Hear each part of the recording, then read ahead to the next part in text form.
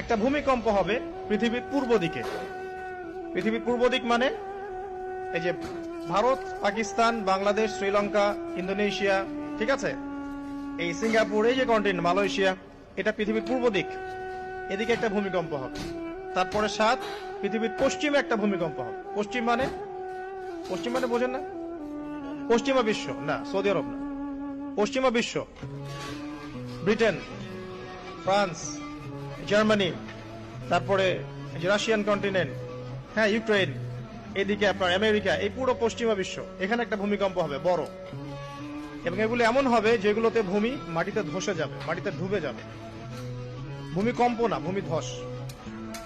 8 পৃথিবীর মাঝখানে মধ্যপ্রাচ্যে একটা ভূমিকম্প হবে, যেখানে আমাদের সো কল্ড আমিরুল মুমিনিনরা থাকে, এদের এখানে একটা ভূমিকম্প হবে ইনশাআল্লাহ।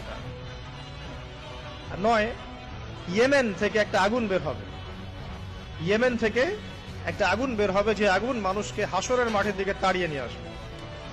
আরেকটা বলেছেন 10 নাম্বার, সূর্য উঠবে পশ্চিম দিক থেকে।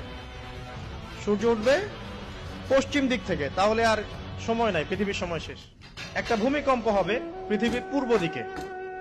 পৃথিবীর পূর্ব দিক মানে এই যে ভারত, পাকিস্তান, বাংলাদেশ, শ্রীলঙ্কা, ইন্দোনেশিয়া, ঠিক আছে, এই সিঙ্গাপুর, এই যে কন্টিনেন্ট মালয়েশিয়া, এটা পৃথিবীর